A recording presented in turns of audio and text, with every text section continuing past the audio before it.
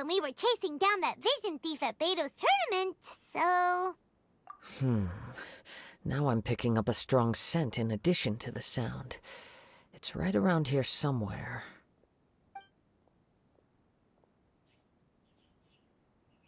But there's nothing here. It's gone now, but I can still sense the direction it left in. It felt very much like that ancient presence in Inazuma, the remnants of the Tatarigami. Indeed, but this unexpected spring of inauspicious energy may prove to be of benefit to our investigation. We should remain vigilant and approach slowly. Huh. So it's an underground warehouse. The force is definitely coming from down below. The source of the Tatarigami energy has long since left this place, but the residue it left behind still hasn't dissipated. Judging from the concentration, I would have to conclude that the Tatarigami source resided here for a very long time. Mrs. Nagato said her husband used to hang around the warehouse by himself a lot. It could well be that he was already under the influence of Tatarigami energy at that time.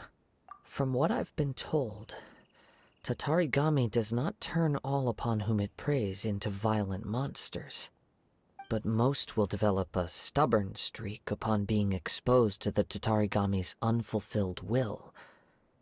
Their interests become fanatical obsessions. Mr. Nagato had an interest in collecting to begin with. The influence of Tatarigami could explain why he became an obsessive hoarder, amassing more and more possessions even as he put himself in grave debt. So what should we do now? Go down and take a look? Step back. I'll open the door and take a look inside. If we don't open this door, we can move no closer to the truth. You needn't worry. Both of us have faced far greater dangers than this. Relatively speaking, the risk here is trivial.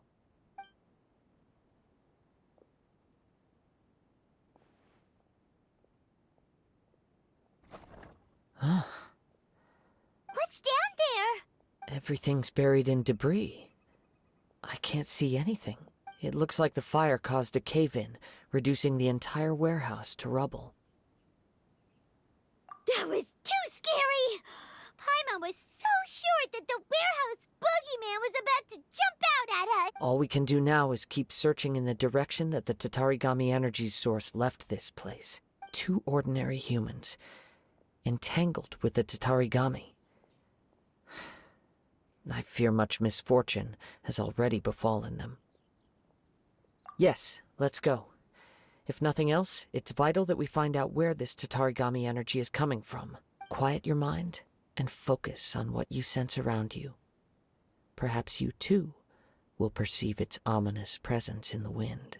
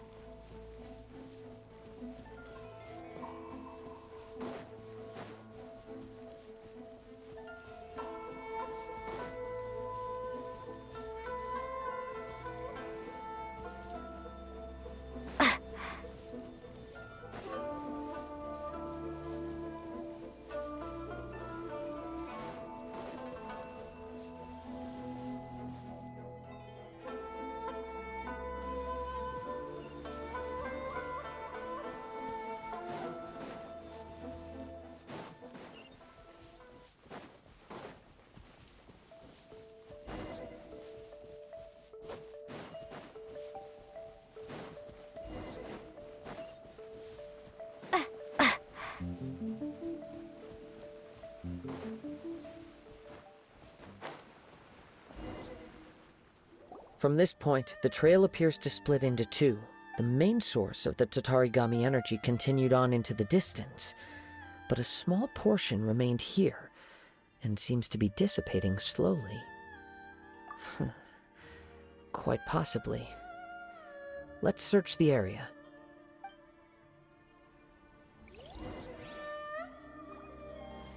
Whoa! Look at all those hilly churls! They're acting really strangely. Something seems to be drawing their attention. Let's take a closer look.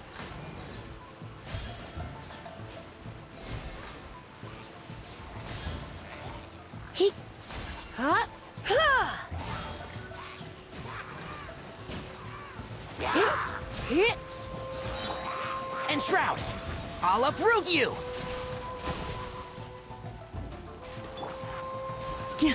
Forest, protect us.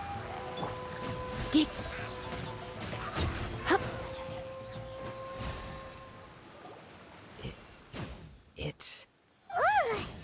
Look at this. by the looks of it, a letter written on a piece of torn clothing. Well, let's take a look.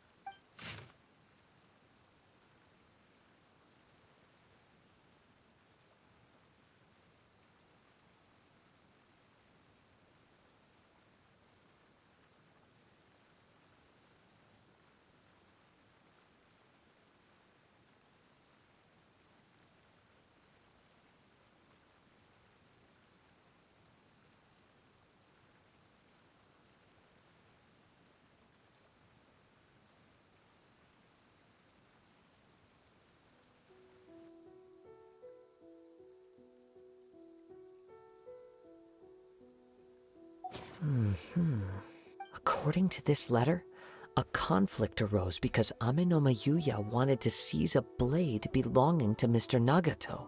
Yuya started the fire that destroyed the warehouse and wounded Mr. Nagato in the fight. Mr. Nagato kept chase as long as he could.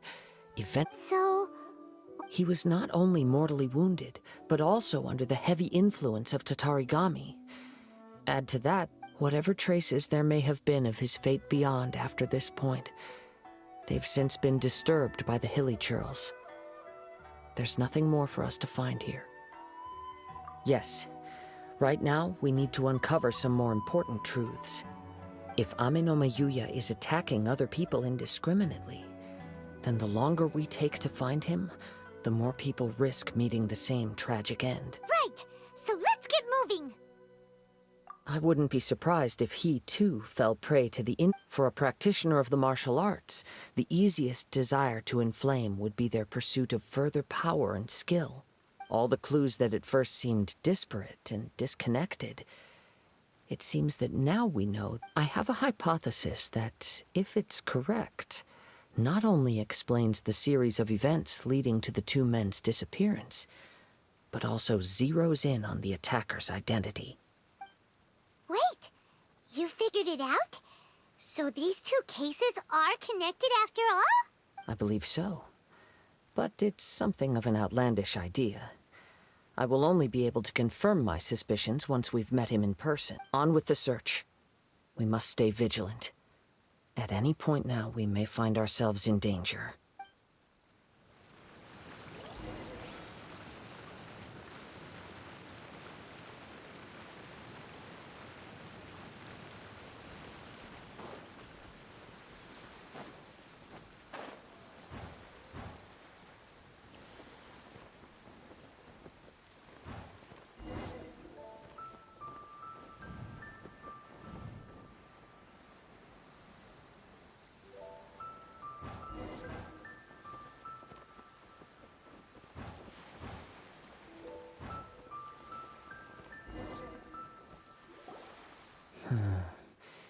He seems to have stayed here for a long time. Why here? Is there anything special about this place? I'm not sure. But on closer examination, I sense that the aura may have lingered here at several different points in time. Show yourself! It's no use hiding anymore.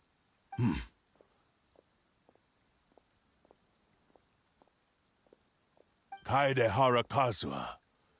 It's you, at last. Aha! So Indeed, there should be no enmity between us. If it is Ame no Miyuya that stands before us. But what if instead of facing Ame no Miyuya, we are in fact facing the blade in his hand? Now that you mention it, it is giving... Whoa! Surely you don't mean... Are you serious? Tatarigami energy often lodges itself within physical objects, then works to subtly affect. The blade has resided in Mr. Nagato's warehouse for many years. Or rather, as a means to occupy Ame no Miyuya's body. You're sharper than I thought. Many, many years ago, I was forged by a famed bladesmith of the Ishin tradition.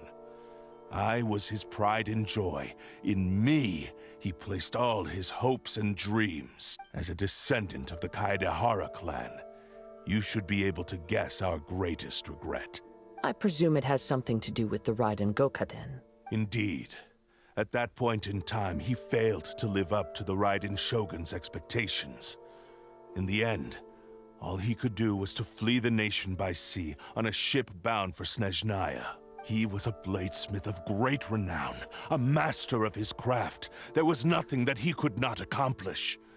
All he needed was more time and a little faith. And sure enough, in the end, he achieved what he had set out to do. All of his life's work, his wisdom, his skill, it culminated in his creation of me. He not only bestowed upon me the greatest of strength, but also endowed me with a consciousness of my own. In her conceit, the Raiden Shogun lost not only the single most perfect blade in the entire world, but also an irreplaceable achievement in the art of blade forging. So... swords can be... The people of the time in which I was born never believed I had that kind of power. They saw me as a... After the death of my creator, I decided to leave Snezhnaya and began my long quest to return to the distant land of Ina. I seek but one thing: to face the full force of the Raiden Shogun's blade and prove my power, the might of Ishin art. Ah, so Ame no Miyuya was not your first victim. Tell me, what happens to those you've possessed when you've finished using them? My hosts? Who cares what happens to them? They are but tools that serve my mission. When they got tired, or injured, or unusable, I hopped to the next one in line. You're awful. After I returned to Inazuma, I decided to bide my time in Nagato's warehouse until Ame no Miyuya. At long last, I'm approaching my journey's destination. By Ame no Miyuya's body, I have found you. And by your hand, I shall defeat the Raiden Shogun. Kaedehara Kazuh, you stood against the Raiden Shogun's Muso no Hitotachi. There can be no other to serve as my host for what is to come. Now, give your body over to me!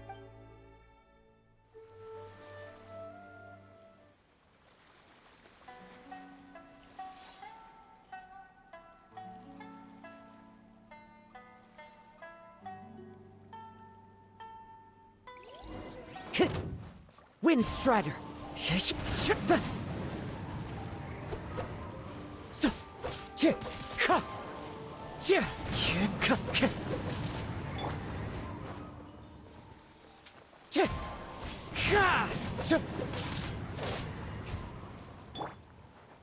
Wind Strider!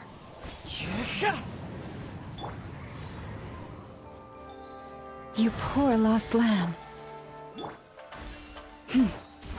For the everlasting forest.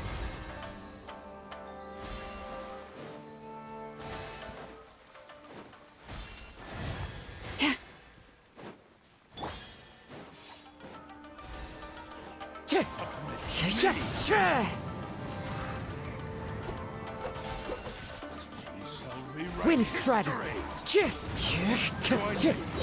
Clouds high. The birds call!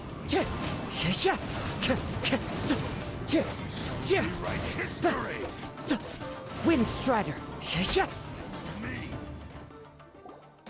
Do not stand in my way, or I will strike you down too! Your bluffs, fooling no one. You've lost! Lost?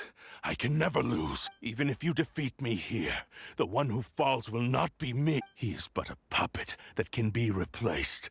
The end result is the same. And even if I were to lose my physical form, by any means necessary... Your fighting style. It is indeed the forms of Ishin art. But from your movements, I sense only hatred and arrogance, as well as a thinly veiled mania and despair. Really? You can tell all that just from his moves? As I've mentioned before, the forms of Ishin art convey the user's thoughts and feelings. Since the blade is currently possessing Aminome Yuya's body, its movements express the innermost thoughts of the blade.